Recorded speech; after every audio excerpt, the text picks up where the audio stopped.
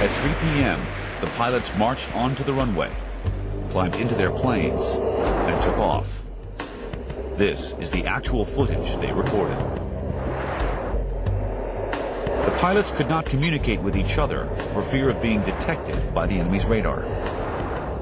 From the moment you go out from the briefing room, up to the moment you pull up for the attack, there is no one single word on the radio communication, in order not to expose yourself on the intelligence system on the other side.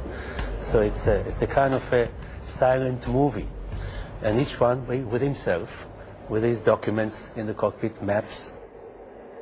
The flying time is 1 hour 35. The location of the target was in the middle of the state of Iraq, 17 miles south of Baghdad. So the main concern wasn't the long flight of 600 miles, but the last 70 miles. A second formation of Israeli F-15s provided cover for the F-16 bombers, ready to attack the Iraqis if they started to shoot. And then they saw the target. Even before we pulled up from low altitude to higher altitude, one could see the walls they built.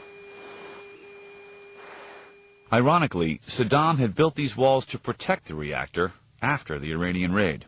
The dome was kind of a gold type.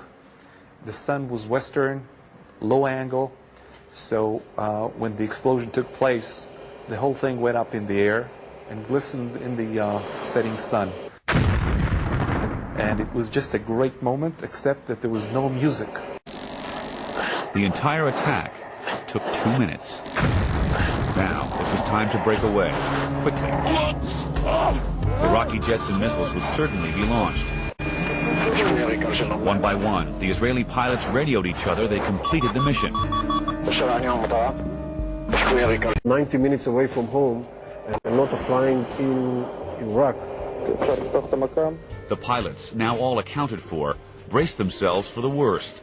Saddam's billion-dollar arsenal of jets and missiles in hot pursuit. But then, something inexplicable happened. Absolutely nothing. No missiles, no Iraqi jets, just a beautiful sunset all the way home. At 7 that evening, the jets landed at the base. All returned home safely. Meanwhile, back in Iraq, the devastation on the ground was evident. Dr. Hamza, who had spent 7 years building the reactor, was just a mile up the road. Some people came out down the road, so I stopped one of the drivers. I knew him. And I said, what happened? And he said, the reactor has been bombed out by the Israelis.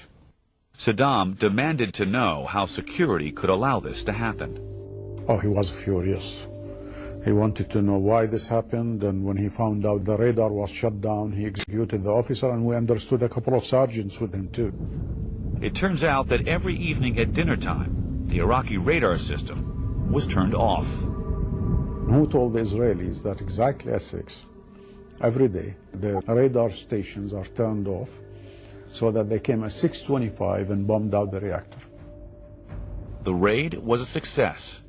The reactor was destroyed, leaving Saddam Hussein's nuclear dreams in ruin.